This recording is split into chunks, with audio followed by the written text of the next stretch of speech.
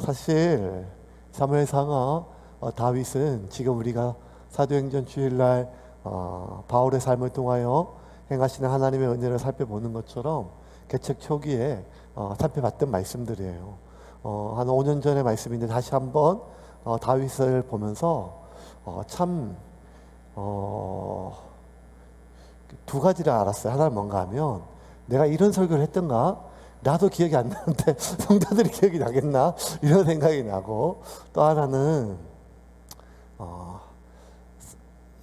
사람의 인생사는 5년 전이나 지금이나 때론 다윗처럼 3,000년, 2,000년 전이나 3,000년 전이나 별 차이가 없다는 것입니다.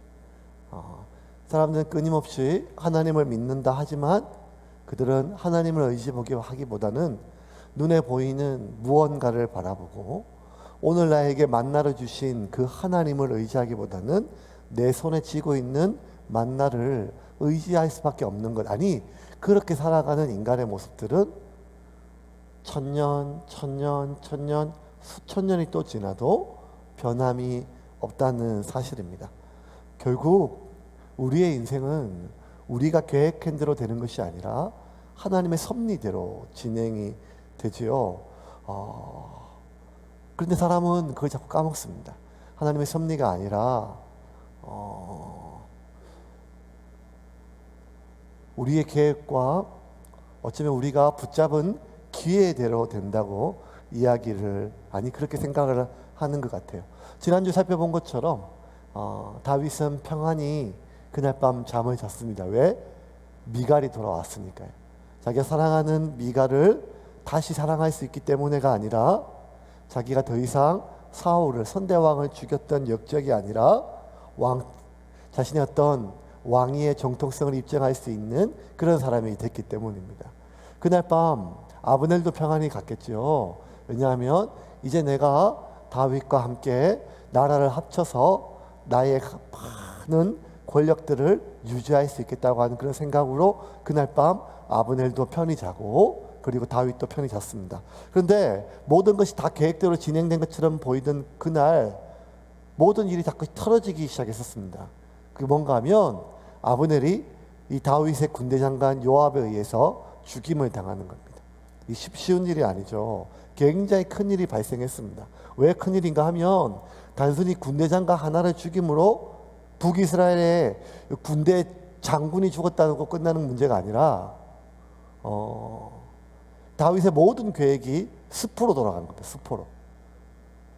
모든 게 거의 다 끝났어요.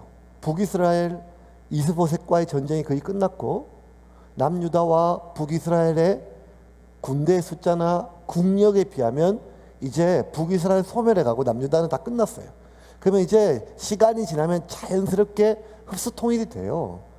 근데 아무리 흡수통일이 돼도 자신의 왕위의 정통성을 자기가 인정받지 못하면 자기가 죽고 나서도 결국 역사에 다윗은 이스라엘의 성군이 아니라 만고의 역적으로 기억될 것이기 때문에 어쨌든 미갈이 오는 것이 가장 중요해요. 그렇게 해서 북이스라엘은 결국 사울의 나라거든요. 사울의 나라예요. 이스라엘은 사울의 나라예요. 왜냐하면 초대 왕이 베냐민 지파의 사울 가문이기 때문에 조선 왕조 500년인데 조선을 뭐라고 얘기하는가 하면 이시조선이라고 그러잖아요. 이시조선. 이 말은 뭔가 하면 조선은 이시의 나라란 말이에요. 이시의 나라. 그런 것처럼 이스라엘은 베냐민 지파의 사울 가문의 나라란 말이에요. 근데 그거를 유다 지파의 저 목동 다윗이 임금이 되었으니까 기존 세력들이 얼마나 어렵겠어요. 그 북이스라엘의 수많은 토호들과 유지들과 그 권력자들과 기득권자들의 마음을 얻기 위해서는 어쨌든 내가 너희들의 권력을 뺏지 않겠다. 왕이 바뀌어도 사대부들의 땅과 관직을 뺏지 않겠다고 하는 그러한 약속을 받아야 왕이 바뀌고 주상이 바뀌어도 사대부들이 협조한 것처럼 지금 이스라엘 백성들은 그게 필요하거든요. 그래서 아브넬이 자기가 그렇게 사울과의 의리를 지키고 사울의 아들 이스보셋을 왕을 세우면서 수많은 피를 흘리며 싸웠던 전쟁을 그 북이스라엘을 다윗에게 통째로 넘겨주면서 마지막까지 설득했던 게 두 종류거든요. 하나 뭔가 하면 장로들, 신흥 사대부처럼 장로들과 또 하나는 베냐민 지파예요.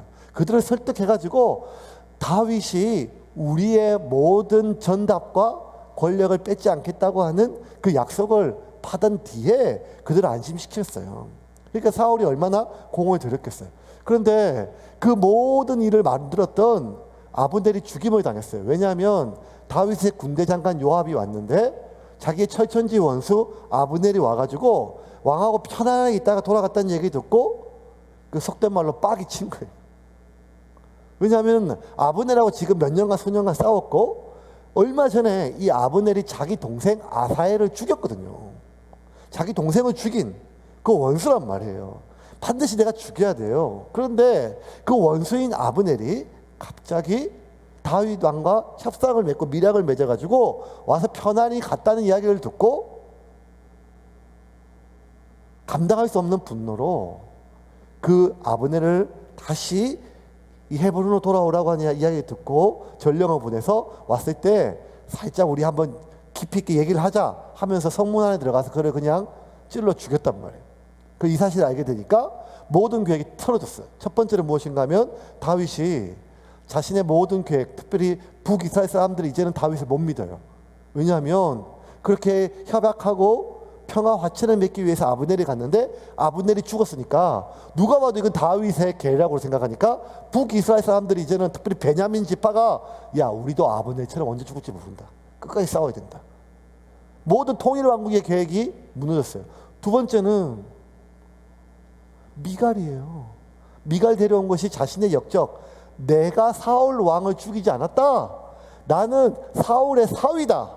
내가 역적이 아님을 밝히기 위해서 했는데 아브넬을 죽임으로 말미암아 아이고 저 다윗 저거 아브넬 죽인 거 보니까 사울도 다윗이 죽인 게 맞네 하는 이야기가 반드시 나가는 거예요.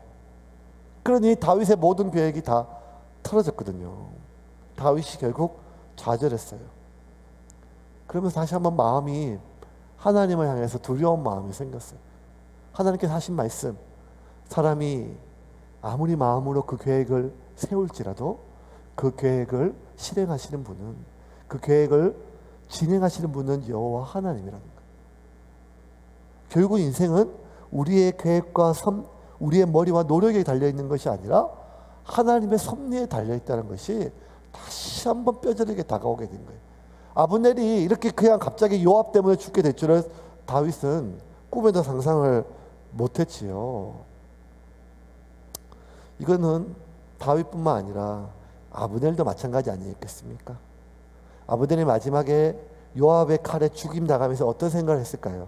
물론 너무 아파서 생각을 못했을 수도 있겠지만 여러 가지 마지막 죽는 순간에 그 짧은 찰나의 순간이지만 인간이 죽기 전에 뭐 이렇게 삶의 파노라마가 지나간다고 하더라고요.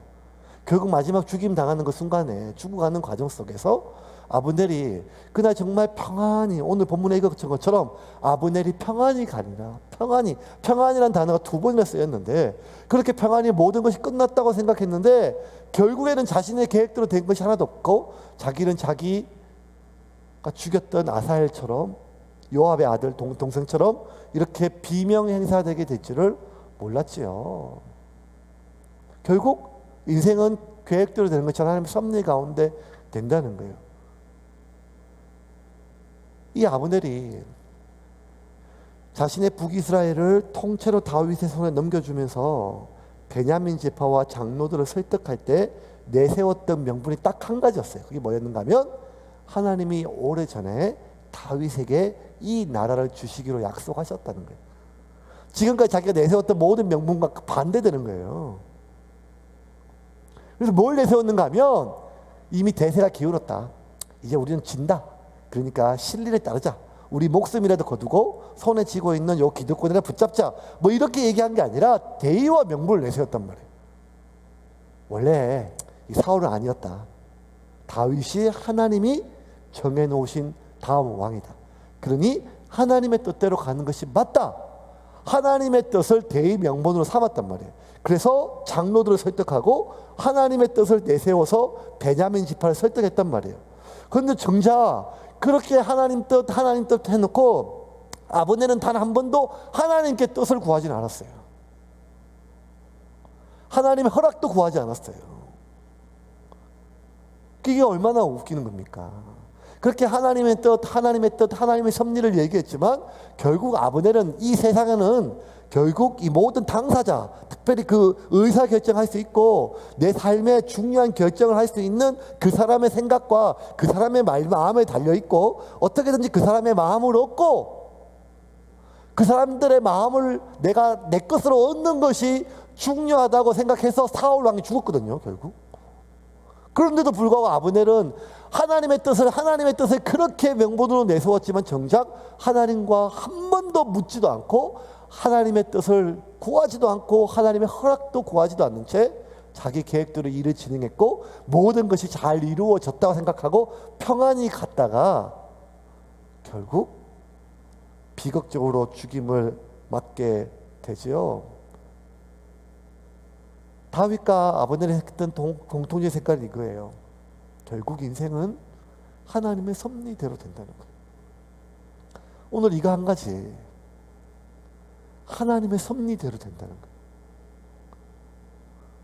우리 정말 고민이 많아요. 왜냐하면 그 고민하는 많은 것들은 방법을 생각하거든요. 어떻게 해야 될까? 어떻게 해야 될까? 어떻게 해야 될까? 이 방법 저 방법, 이 사람 저 사람, 수많은 것들을 생각하는 모든 것들은 결국 우리가 이 어려운 세상 속에서 어떻게 하면 생존할 수 있을까? 이 문제 속에 방법들을 생각하게 되는데 우리가 오늘 하나님께 예배드리고 기도하는 순간 마지막까지 내가 붙잡아야 될 것은 무엇인가 하면 결국 우리의 삶은 하나님의 섭리대로 진행됨을 믿으시기를 바랍니다. 우리 그거 알아요. 다윗 누구보다 그거 알지요. 그 시편을 다윗이 지었잖아요. 아브넬이 하나님의 이름을 내세우잖아요. 다 하나님 되심을 알아요. 그런데도 불구하고 이들이 왜 하나님의 섭리 아래에 모든 것을 하나님의 방식으로 진행하지 않고 자신의 생각과 자신의 계획과 자신의 계산에 따라서 움직이게 될까요? 그것은 조급함 때문입니다. 조급함 때문에 우리는 하나님의 이름을 걸고 삶에도 불구하고 하나님의 방식으로 살아가지 못해요. 왜냐하면 이 조급함 때문에. 조급함은 우리에게 뭘로 다가오는가 하면 이번 기회를 놓치면 이런 기회를 못 잡을 것 같다는 거예요. 하나님의 사람으로 불림받았던 대부분의 사람들이 그의 인생에 고통당하는 것은 이 조급함 때문이었어요. 아브라함 역시 이스마엘로 인하여 고통당했던 모든 것들은 그 조급함 때문에 시작됐었어요. 하나님의 사람이 하나님의 방식을 포기하는 가장 큰 이유는 이 조급함을 다루지 못할 때고 조급함을 통해서 우리에게 들어오는 사탄의 계략을 분별하지 못하기 때문입니다. 하나님의 방식과 하나님이 하나님의 방식으로 이 일을 진행하시도록 기다리지를 못해요. 결국 우리의 모든 삶이 하나님의 섭리에 달려 있다면 우리는 믿고 하나님의 방식과 하나님의 뜻을 구하고 그 하나님의 나라가 이 땅에 이루어질 수 있도록 하나님의 뜻이 하나님의 하늘에서 이루어진 것처럼 이 땅에서 이루어지기를 기도하며 잠잠히 기다려야 되는데 우리 안에 조급함이 들어오면 절대 못 기다려요. 왜? 이번 기회를 놓칠까? 그래서 성급하게 악수를 두게 되고 그 악수는 하나님의 방식이 아닌 세상의 방식과 똑같다. 우리가 기억해야 될 것은 인생의 위기는 우리가 기회를 잃어버려서 오지 않고 우리가 내 자신이 누구인지를 잃어버렸을 때 와요. 이거예요. 기회를 잃어버려서 우리의 삶이 불행한 게 아니에요. 자매들한테 그런 얘기 가끔 해요. 너희가 혼기를 놓쳐서 시집 못 가는 게 아니다. 시집 못 갈만 해서 못 간다. 이렇게 바로 직면하진 않지만 기회를 잃어버리는 게 아니라는 거예요. 내가 누구인지 잃어버리면 우리는 하나님의 방식이 아닌 세상의 방식을 선택하고 나의 계산과 주변 상황에 있는 수많은 조합들 속에 무엇이 가장 나한테 이익인지 그 계산 속에서 우리는 하나님의 방식을 무시하거나 잃어버려요. 그리고 그렇게 선택한 수많은 내 인생의 악수들이 모여 내 인생이 망가지기 시작하는 것입니다. 그때 우리의 인생에 위기가 찾아오는 것입니다. 지금 내 모든 상황 속에서 나에게 무엇이 손해이고 무엇이 이익인지, 누가 나에게 도움이고 이번 기회가 얼마 기회고 언제 이런 기회가 찾아올 수 있을까, 뭐 이런 수많은 계산 속에서 우리는 정말 하나님의 뜻이 어디에 있는지를 알려고도 하지 않고, 알았다 한들 그 하나님의 방식이 무엇인지 알지만 우리는 그 하나님의 방식이 아닌 나의 방식, 세상의 방식을 선택하게 됩니다. 그 기회에 대한 조급함 때문에 오늘 인생의 가장 큰 악수를 줬던 사람 중에 하나가 누군가 하면 요압 장군이에요. 요압 장군은 다윗의 군대 장관 오른팔 중에 오른팔이에요. 다윗의 오른팔이 되었다면 다윗의 지금까지 모든 삶에 많이 동참했던 거죠. 떠돌아다닐 때, 그가 수많은 북이스라엘과 싸울 때 제2선봉에서 목숨 걸고 심지어 자신의 형제의 목숨까지 걸고 바쳤던 사람이에요. 왜? 다윗 한 사람과의 의리를 지키고 다윗에 대한 충성심 때문에 모든 것을 다윗에 걸었던 사람이에요. 그런데 그 다윗이요, 가장 분노할 만한 일을 지금 요압 장군이 저질러요. 아브넬을 죽인 거예요. 왜? 표면적 이유는 자기 동생을 죽였다고 하는 것에 대한 복수심이지만 결국 요압 장군이 아브넬을 죽였던 이유는 무엇인가 하면 자신의 위치를 빼앗길 수 있다고 하는 조급함이에요. 두 가지. 그래요. 아브넬이 죄를 저질렀다면 하나님의 섭리 안에 언젠가는 그가 벌을 받을 거예요. 그런데 요압 장군 생각할 때 지금 북이스라엘과 화친을 맺고 두 나라가 하나가 되면 가장 1등 공신은 이스보셋 북이스라엘 왕이 아니라 아브넬 장군인데, 그러면 이 나라의 2인자는 자기가 아니라 아브넬이 돼요. 그러면 아브넬을 죽일 수 있고 아브넬에게 복수할 수 있는 기회는 사라져요. 그러니 지금 아브넬이 산채로 북이스라엘로 넘어가면 내가 살아생전에 내 동생을 죽이는 원수를 갚을 수 있는 기회는 잃어버린다는 거예요. 이번 기회를 놓치면. 그리고 자신의 동생을 죽인 그 복수할 수 있는 기회를 잃어버리는 정도가 아니라 자신의 현재 누리고 있는 이 모든 군대 장관의 지위마저도 잃게 된단 말이에요. 그래서 어떻게든지 아브넬이 이 나라의 2인자가 되기 전에 자기가 기회를 잡아야겠다는 거예요. 그리고 더 중요한 생각은 무엇인가 하면 아브넬이 2인자가 되면 반드시 자기를 죽일 것이라고 하는 그 두려움이죠. 어쩌면 지금 요압 장군이 아브넬을 죽이는 것은 다윗과의 관계가 틀어지고, 다윗과의 관계가 틀어지면 자신의 모든 신임을 잃어버리는, 가장 큰 걸로 인생을 잃어버리는 건데, 그 모든 리스크를 감수하고서라도 아브넬을 죽일 수밖에 없었던 이유는 결국 자신의 목숨과 관련된 일이죠. 이번 기회를 놓치면, 지금 왕하고 틀어지면 그것을 내가 회복할 수 있는 기회는 있겠지만, 지금 아브넬이 살아 돌아가면 언젠간 나는 아브넬을 죽이는커녕 아브넬한테 내가 죽겠다고 하는 이 두려움, 이게 다윗의 모든 명령을 어기고 아브넬을 죽일 수밖에 없었던 그 이야기였습니다. 그 조급함이 이 요압으로 하여금 하나님의 방식을 무시하고 철저하게 하나님을 무시하는 방식으로 아브넬을 살해하게 됩니다. 오늘 성경에 이 다윗은, 아니 성경 기자는 이 요압 장군이 아브넬을 죽이는 장면을 자세히 묘사해요. 조금 지나서 27절 한번 볼까요? 27절 좀 한참 뒤쪽에 27절 말씀 같이 읽겠습니다. 아브넬이 헤브론으로 돌아오매 요압이 더불어 조용히 말하려는 듯이 그를 데리고 성문 안으로 들어가 거기서 배를 찔러 죽이니 이는 자기의 동생 아사엘의 피로 말미암음이더라. 자, 잘 보세요. 아브넬이 어디서 죽여요? 헤브론으로 돌아오매 요압이 더불어 조용히 말하는 듯이 그를 데리고 성문 안으로 들어가서 거기서 배를 찔러 죽이니 이는 자기의 동생 아사엘의 피로 말미암음이니라. 여기서 중요한 게 뭔가 하면 이 아브넬을 죽이는 요압의 그 장면이 27절 계속 좀 올려주세요. 27절 자세하게 묘사됐어요. 어떻게 죽이고, 아니 어떻게 죽이는 것보다 어디서 죽이는지. 첫 번째 어디 죽이는가 하면 헤브론, 두 번째 헤브론 안에서도 성문, 이 두 가지를 기억해야 돼요. 왜냐하면 이 저자의 의도가 있어요. 헤브론이 어딘가 하면 도피성이에요. 이스라엘에서 하나님께서 도피성을 주신 이유는 무지 중에 실수로 사람을 죽인 자가 자신이 정식 재판을 받기 전에 죽임을 당할까봐 달려가서 정식 재판 과정까지 자기의 생명을 보존하는 도시로 하나님이 허락하셨던 놀라운 제도예요. 그 도피성이 헤브론이에요. 그래서 헤브론으로 도망가면 누구든지 함부로 죽일 수가 없어요. 두 번째, 그 헤브론 도피성으로 도망한 자가 이 사람이 정말 죽어 마땅한지, 그 사람의 살인이 우발적 살인인지 아니면 고의적 살인인지 그것을 판결하는 법정이 어딘가 하면 성문 앞이에요. 그래서 헤브론은 도피성을 뜻하고 성문은 법정을 뜻해요.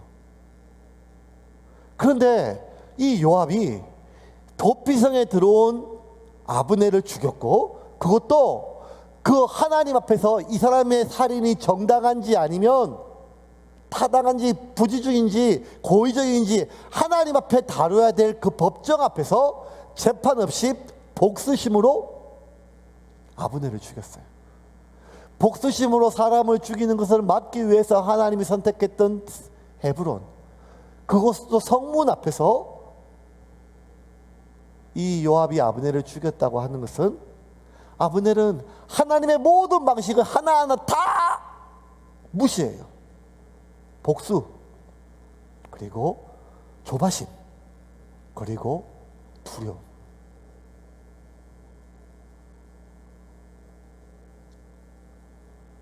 그런데 이 아브넬이 이 요압의 동생 아사엘을 죽인 것에 대해서 성경은 뭐라고 얘기하는가 하면, 그것은 전쟁 중에 일어난 어쩔 수 없는 사건이었다는 거예요.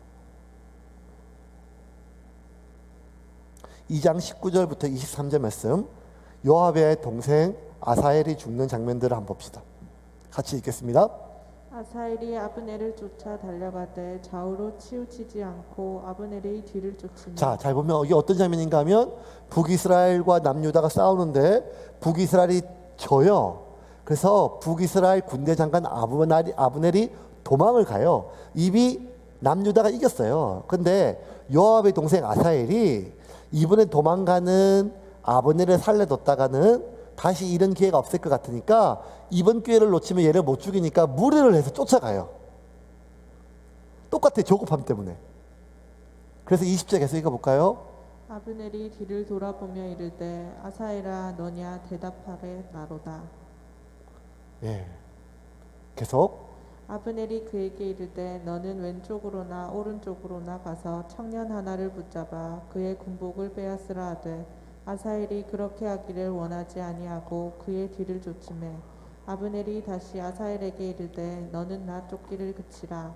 내가 너를 쳐서 땅에 엎드러지게 할 까닭이 무엇이냐.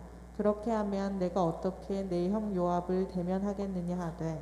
자, 아브넬 말은 뭔가 하면 쫓아오지 마라, 살려고 그러는 게 아니라 지금 도망가는데 아사엘이 너무 깊숙이 오니까 자기 군대가 더 많아요. 그러니 네가 무슨 성과를 원하면 아무나 한 명 잡아가라. 내가 여기서 널 죽이면 너네 형 요압을 내가 어떻게 보겠냐. 그 말은 뭔가 하면 요압하고 나하고 원수가 진다는 거예요. 그러니 제발 그렇게 하지 말고 살려줄 테니까 돌아가라는 거예요. 이게 아브넬이었어요. 근데 23절 계속 볼까요? 같이 읽겠습니다. 그가 물러가기를 거절하매 아브넬이 창 뒤 끝으로 그의 배를 찌르니 창이 그의 등을 뚫고 나간지라. 곧 그곳에 엎드러져 죽음에 아사엘이 엎드러져 죽은 곳에 이르는 자마다 머물러 섰더라. 그래서 결국 그래도 쫓아오니까 어쩔 수 없이 아브넬이 아사엘을 죽였다는 거예요. 전쟁 중에. 이게 아사엘이 죽었던 사건이에요. 근데 오늘 본문에서 아브넬은 요압이 그냥 살해한 것이죠. 그러면서 요압이 아브넬을 죽인 것과 아브넬이 요압의 동생 아사엘을 죽인 것은 분명히 다른 사건이라고 오늘 성경 기자는 30절에 이렇게 기록해요. 30절 한번 볼까요? 같이 읽겠습니다. 요압과 그의 동생 아비새가 아브넬을 죽인 것은 그가 기브온 전쟁에서 자기 동생 아사엘을 죽인 까닭이었더라. 자, 여기서 이 30절 되게 중요해요. 요압과 그의 동생 아비새가 아미넬을 죽인 것. 여기 죽인 것 할 때 지금 오늘 히브리어 원어는 죽인 것을 뭐라고 기록했는가 하면 하라그라고 하는 단어를 썼어요. 이 하라그는 사륙하다, 도륙하다, 살해하다 이런 거예요. 동물한테 쓰지 않고 사람을 잔인하게 살해할 때 쓰는 거예요. 잔인하게 살해할 때. 그게 하라그예요. 그런데 기브온 전쟁에서 자기 동생 아사엘을 죽였다. 아브넬이 아사엘을 죽인 것 됐을 때는 똑같이 하라그라고 하지 않고 똑같은 단어 죽이는을 뭐라고 히브리어 원문은 뭔가 쓰면 무트. 무트는요 다이란 뜻이에요. 죽다. 이 무트는요 자연사를 뜻해요. 노예인을 죽어서 천수로 다해서 죽든지 아니면 병들어 죽든 자연사를 무트라 얘기해요. 그러면 지금 이 사무엘서 기자는 뭐란가 하면 기브온 전쟁에서 어쩔 수 없이 죽었던 이 사건은 무트, 자연사라는 거예요. 아브넬이 의도를 가지고 살해한 게 아니고. 그런데 요압 너는 그리고 너희 동생, 너희 형제들은 아브넬을 의도를 가지고 하라크, 잔인하게 살해했단 말이에요. 그것도 어디서? 도피성인 헤브론에서, 그것도 법정인 성문에서. 이거는 하나님이 봤을 때 요압이 아무리 하나님의 명분, 대의 명분 뭘 다 얘기했지만 결국에는 지 욕심이나 지 삶을 위해서 하나님의 이름을 그렇지만 하나님의 방식과 철저히 반대되는 살인의 방법, 그것도 도피성과 성문에서 하라그를 했다는 것입니다. 그 결과가 어떻게 되는가? 결국 다윗이 요압과의 관계가 틀어지고 요압을 저주를 해요. 오늘 본문 29절입니다. 같이 읽겠습니다. 29절 말씀 같이 읽겠습니다. 그 죄가 요압의 머리와 그의 아버지의 온 집으로 돌아갈지어다. 또 요압의 집에서 백탁병자나 나병 환자나 지팡이를 의지하는 자나 칼에 죽은 자나 양식이 떨어진 자가 끊어지지 아니할지로다 하니라. 엄청난 요압뿐만 아니라 요압에 있는 모든 후손들이 이 저주를 받으라는 거예요. 틀어졌어요. 그런데 다윗이 이 요압을 바로 죽이지를 못해요. 왜? 요압이 병권을 잡고 있거든요. 그러니까 요압이 계산이 정확했어요. 다윗은 지금 나를 바로 죽이지 못한다는 거예요. 왜? 내가 병권을 갖고 있으니까. 그리고 살다 보면 요압하고 다윗과의 관계는 다시 회복할 기회가 있는데 아브넬이 군대의 병권을 잡으면 자기는 반드시 죽는다는 거예요. 그래서 결국 다윗은 요압을 저주했지만 관계가 틀어졌지만 자기가 살아 생전에 요압을 죽이지는 못해요. 39절, 오늘 본문 39절 한번 볼까요? 39절 같이 읽겠습니다. 내가 기름 부음을 받은 왕이 되었으나 오늘 약하여서 스루야의 아들인 이 사람들을 제어하기가 너무 어려우니 여호와는 악행한 자에게 그 악한 대로 갚으실지로다 하니라. 이 다윗의 기도였어요. 하나님, 내가 왕이 되었지만 지금 내가 스루야의 아들 저 요압 저 병권을 이길 수 있기엔 너무 힘이 약하니. 다윗조차 이러니까요. 아직 완벽하게 그의 왕위가 세워진 게 아니라서. 그래서 이 정변 중에는 이 칼잡이들의 힘이 크거든요. 그래서 내가 지금은 못하지만 하나님 반드시 이 죄를 저 요압이 당하게 해주십시오. 그렇게 기도해요. 그리고 이 다윗이 얼마나 뒤끝이 있는가 하면 결국 마지막 죽는 마당에 이 자기 아들 솔로몬에게 유언할 때 이렇게 유언을 해요. 유언할 게 얼마나 많겠어요. 근데 이렇게 유언합니다. 우리 왕상 2장 5절 6절 보겠습니다. 같이 읽겠습니다. 스루야의 아들 요압이 내게 행한 일 곧 이스라엘 군대의 두 사령관 네레의 아들 아브넬과 예델의 아들 아마사에게 행한 일을 내가 알거니와 그가 그들을 죽여 태평시대에 전쟁의 피를 흘리고 전쟁의 피를 자기의 허리에 띤 띠와 발에 신은 신에 묻혔으니 내 지혜대로 행하여 그의 백발이 평안히 스올에 내려가지 못하게 하라. 아멘. 그리고 결국 솔로몬에 의해서 요압은 죽임을 당해. 이제 말씀을 좀 정리하겠습니다. 오늘 말씀은 한 가지예요. 결국 우리의 인생은 하나님의 섭리대로 진행된다는 것입니다. 우리가 믿어요, 이거. 아니, 첫 번째는 우리가 이거 안다는 거예요. 두 번째는 우리가 이거 믿어요. 그죠? 근데 그럼에도 불구하고 우리가 자꾸만 인생에 믿음의 선택이 아니라 실리의 선택을 한단 말이에요. 그 실리의 선택은 무엇인가 하면 나한테 이익이 되는 선택인데, 그것이 왜 하나님의 방식이 아닌, 하나님이 원하시는 방법이 아닌 세상의 방법인 실리를 선택하는 그런 악수를 둔다는 거예요. 왜? 조급함 때문에. 조급함 때문에. 이번 기회를 잃으면, 이번 기회를 놓치면 이런 기회를 못 얻을 뿐만 아니라 내가 더 손해를 보는 걸 넘어 실패할 것에 대한 두려움이 늘 우리 가운데 있습니다. 결국 우리는 이 너무나 단순한 이 싸움을 죽을 때까지 해 나가야 돼요. 하나님의 사람은, 아니 이 모든 세상은 결국 하나님의 섭리 안에 있다는 거예요.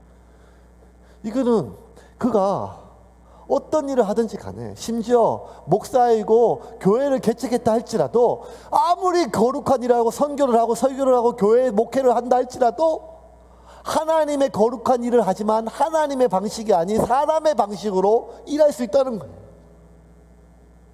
사울은 이스라엘, 아니 전 세계 모든 민족 가운데 최초로 하나님의 나라에 하나님의 국가를 세웠음에도 불구하고 그의 모든 삶의 방식의 실패는 하나님의 방식이 아닌, 이번 기회를 놓치면 저 블레셋과의 전투에서 지금 빨리 제사를 집전해야 되는데 사무엘이 오지 않으니까, 지금 빨리 이 시기를 놓치면 이 군사들이 다 흩어지니까 자기가 패할 것이라고 하는 그 조급함 때문에 그때부터 시작된 악수가 결국 하나님이 그를 왕세하는 것을 후회하셨듯이, 우리의 모든 삶의 고통은 하나님을 배반했을 때가 아니라, 하나님을 잃어버렸을 때가 아니라 하나님의 사람이 하나님의 방식을 무시하거나 포기했을 때 왔다는 거예요. 이스라엘은 단 한 번도 하나님을 버린 적이 없었습니다. 하지만 그들은 하나님의 방식을 포기했을 때 그의 삶에 고난이 왔습니다. 그러므로 사랑하는 우리 세움교회 모든 가족 여러분, 저 힘들고 어려운 시기입니다. 하나님의 방식을 고집하는 것이 더 어려워진 세상이 되었습니다. 왜? 이제는 비난과 모욕을 넘어 혐오의 시대가 되었기 때문입니다. 하지만 그럼에도 불구하고 우리는 사람들을 사랑하고 하나님을 섬기는 일에 불법을 행하고 이기적으로 행동할 것은 반드시 막아야 됩니다. 하지만 그럼에도 불구하고 그 어떠한 상황 속에서도 하나님의 방식을 포기하지 않는 저와 여러분이 되기를 주님의 이름으로 축원합시다.